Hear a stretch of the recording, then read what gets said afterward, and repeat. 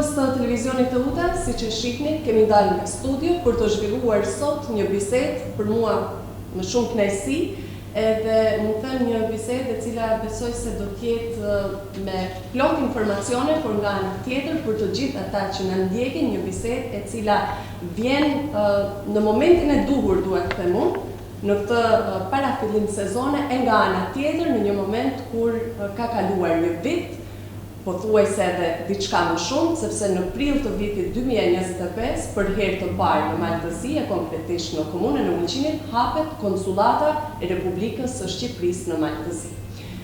Ishte, mund të them fare thjeshtë dhe le të themi pa modesti, ishte një hapje e cila me gjithë organizimin edhe me gjithë atë, le të themi që solli ajo ditë hapjeje, pa modesti mund të them që ishte në nivelin e pritshëm edhe në nivelin e duhur. Por sot pas një viti e ca ditë më shumë, çfarë mund të themi për konsulatën e Republikës së Shqipërisë në Maltëzi, edhe cilat janë themi projekte që janë realizuar, punët që janë realizuar, por edhe çfarë do të bëhet më tej. Unë kam kënaqësi që në këtë bisedë dhe në këtë intervistë sot jemi me konsullin Zotria Rëndoqi. Përshëndetje dhe kënaqësi që pranuat ftesën për televizionin të UTA. Ju falenderoj edhe juve për këtë bashkëbisedim. Ka kaluar më shumë se një vit, Zotri Doçi, nga hapja e konsullatës në Ulqin. Si do ta vlerësonit ju këtë periudhë të parë pune, do ta quajë? Do të përpiqem të shpresoj që niveli i përgjigjeve të mia të jetë në lartësinë e interesimit tuaj. Vletëvërslimi nuk është gjë e mbarë, siç dihet, por nga ana tjetër nuk do dëshiroja që kjo të ishte një intervistë të pathënave. Ndonë se puna diplomatike është si icebergu, 2/3 i ka në ujë. Thot një urtësi e popullit, fillimi i mbar, gjysma e punës. Dhe mbarësia fillon te grumbullimi i informacionit, konceptualizimi dhe analizimi i tij. Pas kësaj bëhet radioskopia e situatës dhe përcaktohen përparësitë e perspektivës.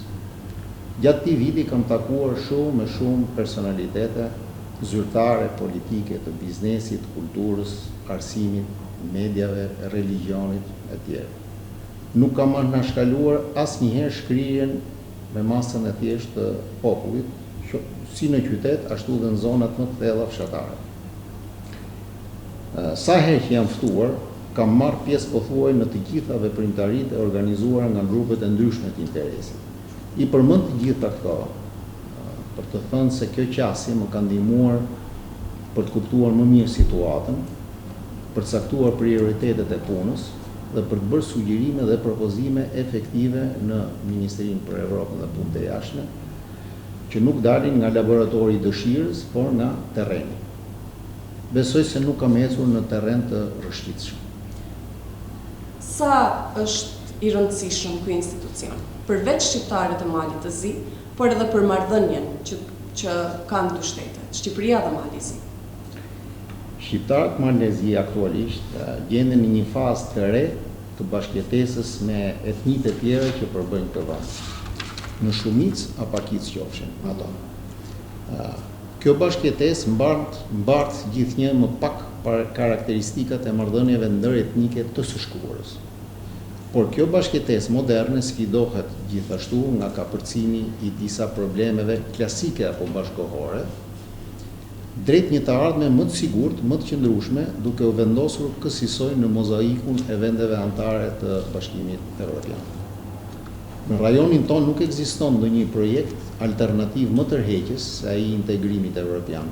Ndaj dhe angazhimi dhe përkushtimi ynë është mos i justifikuar. Dikujt, çelja dhe funksionimi i konsullatës përgjithshme në Ulqin mund t'i krijojë përshtypjen e gabuar se bëhet fjalë për një ndjeshmëri të hiperbolizuar dhe në aksion të një shqiptarocentrizmi të ngushtë. Në fakt, konsullata jonë ushtron funksione që forcojnë bashkëpunimin midis Shqipërisë dhe Malit, si dhe fqinjësinë shembullore me fokus të veçantë në zonën e jurisdiksionit të vet, pra në aksin Ulqin-Tivar. Shqiptarët malnezi janë jo vetëm orë lidhse, por edhe amalgam ku kalitet fqinjësia e mirë dhe bashkëpunimi midis dy vendeve. Pa këtë amalgam, zorë se do të arriheshin ato objektiva të atij projektit përbashkët integrues evropian që përmendëm më lart. Do dëshiroja që shqiptarët e Malit Zi të ishin gjithnjë më të vetëdijshëm për këtë amalgam, për këtë mision duke mbrojtur me vendosmëri të drejtat e tyre, dinjitetin kombëtar dhe zhvillimin e tyre. Konsullata e përgjithshme në Ulqin do të qëndrojë pa hezitim në mbështetje të këtij misioni në ato segmente që i lejon juridiksioni dhe kompetenca e saj. Mua kjo më tingëllon shumë evropian. Cilat kanë qenë kërkesat më të shumta që kanë pasur shqiptarët drejt konsullatës, edhe a ka arritur, a mendoni se ka arritur konsullata le të themi të përgjigjet kërkesave të komunitetit shqiptar? Siç e ceka pak më lart, kontaktet, takimet, konsultimet me spektrin e gjerë të shoqërisë ulqinake përreth ka qenë një nga kërkesat që i bëj vetes për detyrën që ushtron. Me bashkëbiseduesit e mi të nderuar kam shprehur vazhdimisht dëshirën, duke u përpjekur të jem sa më bindës, që kërkesat, synimet, objektivat e tyre në raport me konsullatën tonë dhe me institucionet në Shqipëri, sipas fushave përkatëse të jenë sa më të programuara, të dokumentuara e tjerë, në mënyrë që puna e mëtejshme e përbashkët të konceptohet me efektivitet dhe të mos i lihet rastësive. Svarritjes në kohë apo ato shquajturës kulturë e kismetit dhe inshallahut. Jo gjithnjë pritshmëria ka qenë pozitive, prandaj në këtë drejtim duhet punojmë më shumë bashkërisht.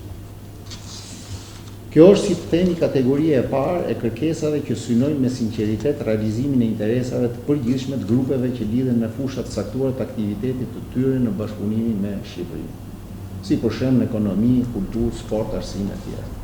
Kategoria e dytë e kërkesave, konsultimeve apo e shërbimeve, është individualizuar për çështje të ndryshme, pronësore, shëndetësore, arsimore, të shtetësisë e tjera. Rast pas rasti, në përputhje me kompetencat tona, jemi munduar të jemi në lartësinë e duhur, jo vetëm profesionale, por edhe të solidaritetit njerëzor.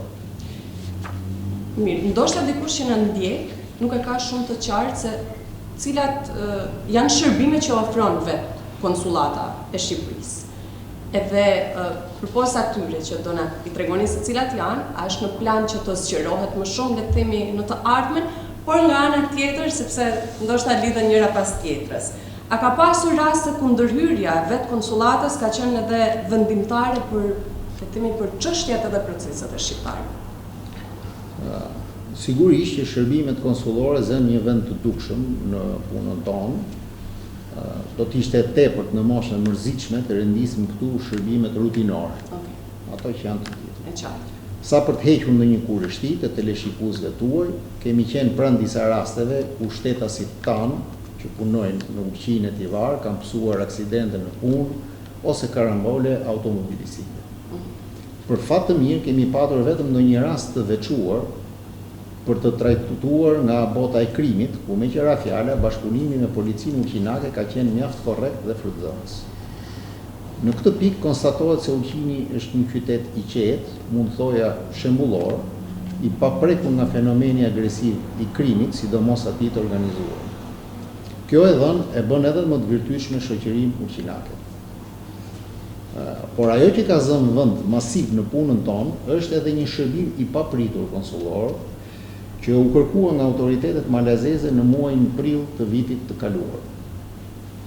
Shtetasve nga Shqipëria që punojnë ose jetojnë në Malin e Zi, i u kërkua që dokumenteve me vulën apostilet lëshuar nga Ministria jonë, i bashkëngjite edhe një vërtetim nga konsullata. Sipas të dhënave zyrtare të Ministrisë Punëve të Brendshme të Malit të Zi, të publikuar në maj këtij viti, në pikën kufitare të Murriqanit hyjnë çdo ditë 1500 shtetas të Republikës Shqipërisë. Sezoni turistik i verës përjashtohet nga kjo statistikë për arsye të kuptueshme. Se janë të shumë fishuar është kjo shifër. Mendohet që pjesa dërmuese e tyre të jenë forcë punëtore nga Shqipëria. Kjo shifër parafrohet me dinamikën e lëshimit vërtetimeve tona të dokumenteve me vulë apostile. Nuk e përjashtoj që kjo praktike diskutueshme e rivërtetimit nga ana e KPU-s të dokumenteve të lëshuara me vula postile nga Ministria jonë, të bëhet lëndë konsultimi midis dy palëve dhe të marrë zgjidhje të arsyeshme e korrekte në përputhje me legjislacionin, dokumentacionin dhe praktikën ndërkombëtare përkatëse. Sa i rëndësishëm është roli i konsulatës në ruajtjen e identitetit, gjuhës edhe kulturës shqiptare në Malci. Edhe lidhur me këtë, a planifikon aktivitete kulturore apo aktivitete në arsim dhe bashkëpunimi me shoqatat shqiptare në Ulqin, por edhe më gjerë ndoshta në Malci? Puna në lëmin e kulturës është një nga drejtimet më të rëndësishme, ku gjërat në një mas saktuar nuk janë lënë rastësisë, por ka një kuadër programimi, rëndësia e cilit u theksua më sipër. Pra programimit vetë. Nuk e kam fjalën për veprimtari zbavitse, për koncerte, ekspozita, panaire, gatimesh, librash e tjerë, ku të interesuarit, organizata, institucione apo biznese i gjejnë vetë fijet organizative. Fjala është për një punë sistematike që zërrën dhe që jep fryte strategjike. Si përhapja e kulturës me frymë kombëtare, e letërsi son përfaqësuese, e kultivimit të gjuhës letrare e kështu me radhë. Të përqendruar do të jemi kryesisht në punën me fëmijët dhe rinjtë. Kemi planifikuar disa drejtime që në një moment të dytë do të bëhen transparente. Por e shoh me vend të nënvizojmë ndihmën tonë sistematike për Librari Ulqin. Dhe kjo ndihmë e strukturuar ndër vite është ilustrimi i atij programimi të punës son me grupet e interesit që përmenda më lart, për theksoj vazhdimisht këtë pikë. Dhe që është ajo tangoja që vallëzohet në çift. Sikurse vitin e kaluar, edhe për këtë vit, Ministria për Evropën dhe Punët e Jashtme ka lëvruar 50.000 euro ndihmë për këtë librari. Gjithashtu, vjet 50.000, si vjet 50.000 tjera, përveç viteve të shkuara. E cila në vetvete ka planifikuar projekte mbreslëndse, pra kjo librari, të misionit të saj për hapjes librit dhe të kulturës shqiptare. Në Ulqin, gjithashtu duhet të theksoj edhe një moment tjetër, i është kushtuar vëmendje merituar artistike me vepra skulpturore apo shfaqje artistike nënës së mëshirës, pra Shën Terezës.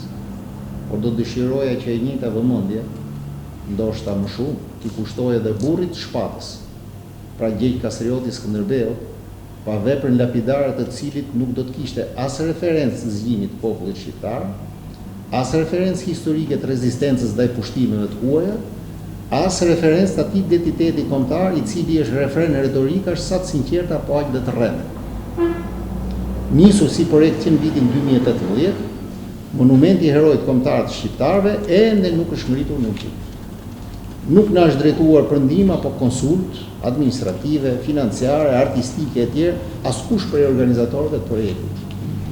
Me përjashtim të një shoqate nismëtare që u paraqit me projekt ide në ambasadën tonë në Podgoricë, po thuaj një dekadë më parë në verën e vitit 2018. Atëherë unë kam qenë vetë në ambasadën tonë Podgoricë dhe përfaqësues të kësaj shoqate i kam pritur vetë. Si është marrëdhënia konsulatës si institucion, me institucionet lokale, por edhe shtetërore në Malci? A ka hapësirë, le të themi, për këtë bashkëpunim ndërkufitar të në fushat të ndryshme, qoftë në turizëm, në arsim, në kulturë? Komunikimi ynë me organet shtetërore dhe institucionet lokale, përveç rasteve formale, protokollare, ceremoniale e tjerë, nuk ka gjetur gjithnjë dinamik të konkretizuar punën. Ndofta kjo është rrjedhoja e mungesës problematikës, gjë që në një këndvështrim të caktuar mund ta shohësh si gotën të mbushur plot.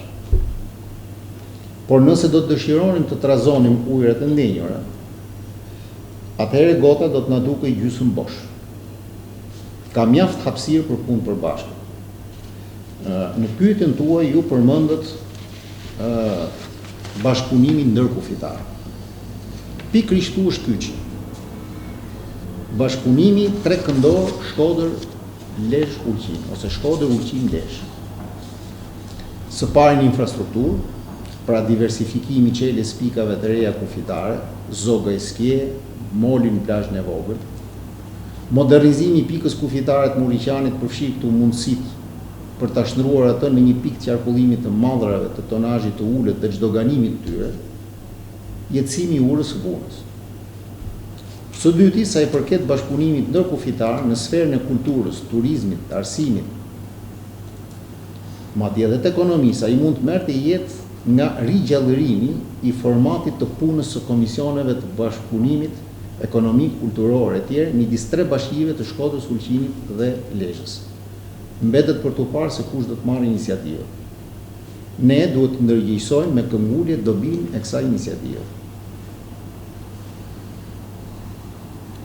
Faleminderit dhe shpresoj që sadopak të kem shuar interesin e teleshikuesit tuaj mbi veprimtarinë e konsullatës përgjithshme në Ulqin, ndonse për t'ju kthyer metaforës icebergut, më mirë të lësh disa gjëra pa thënë, ndoshta për një herë tjetër, se sa të bësh ligjërime të tepërta dhe përsëritje boshe. Ishte kënaqësi.